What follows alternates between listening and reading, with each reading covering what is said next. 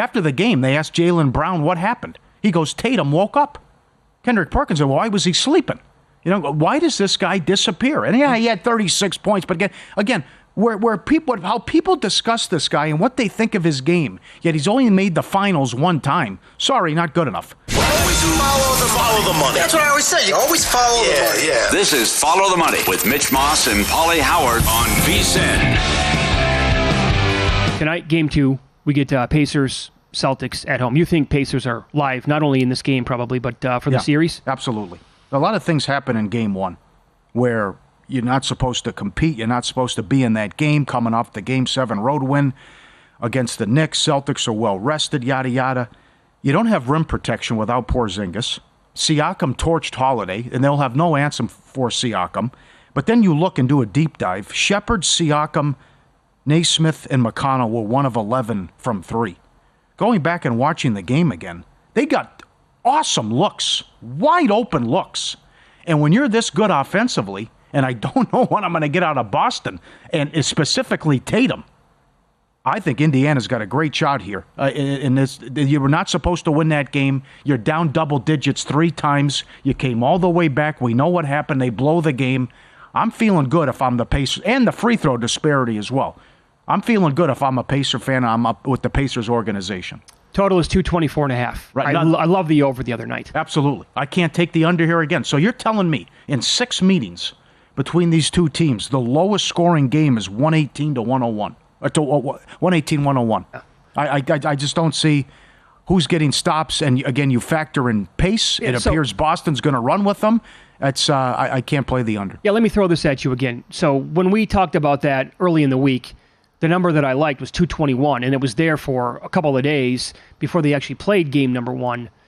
Then the total started to climb on game day, and it closed at one spot out here in Las Vegas anyway at 224. Most spots 223.5. So this opening number, and it's now stayed put the entire time, is up only a half a point from close, or 1 full point from close in game 1, and it was 117. Yeah. It was with that 3 made by Jaylen Brown. It's 117 end of regulation. Game flew over the total. 2 most efficient offenses in NBA history, and it's going to be a 73 pointers attempted. We'll say the Celtics defense did clamp down much better in the second half. And that pace also grinded out a little bit.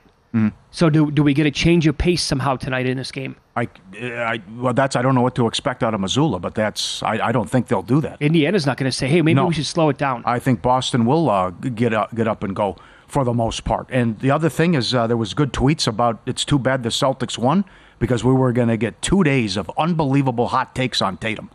How this guy is so polarizing, and I thought Kendrick Perkins had a great line. Because after the game, they asked Jaylen Brown what happened. He goes, Tatum woke up. Kendrick Perkins said, well, why was he sleeping? Why does this guy disappear? And yeah, he had 36 points. But again, how people discuss this guy and what they think of his game, yet he's only made the finals one time. Sorry, not good enough. And this is a guy it's not even about that. To me, it's about how he has played in big games in his career. Yeah. Well, I was screaming on this show 2 years ago about how he was somehow still favored to win the NBA Finals against Golden State.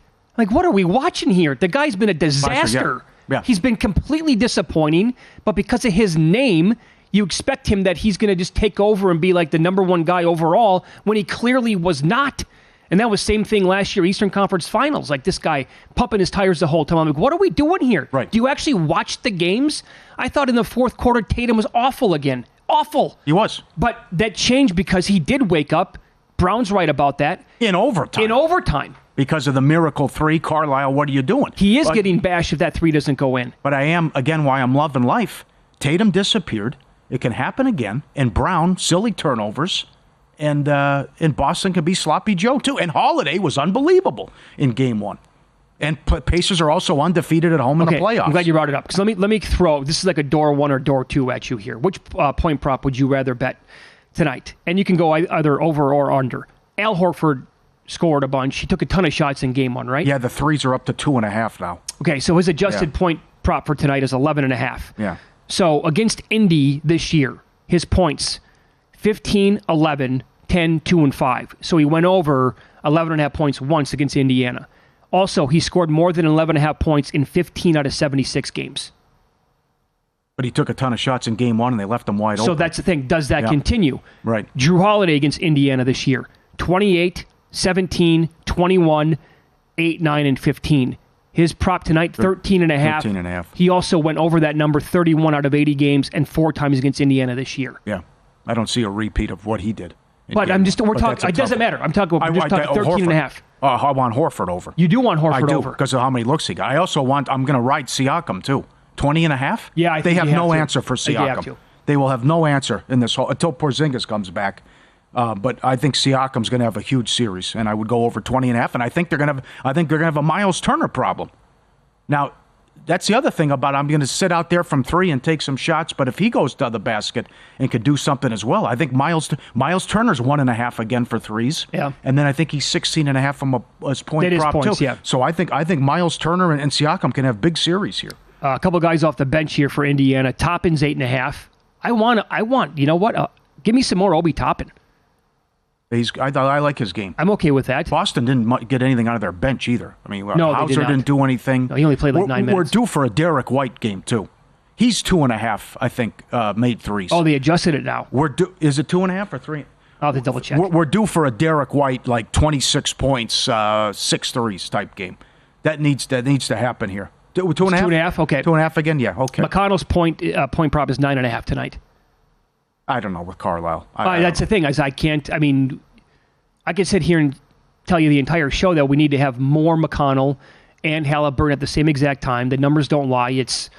They're just off to the roof with their overall numbers when they play together throughout the entire season, and yet we can't get those guys to play in the fourth quarter whatsoever. Mm-hmm.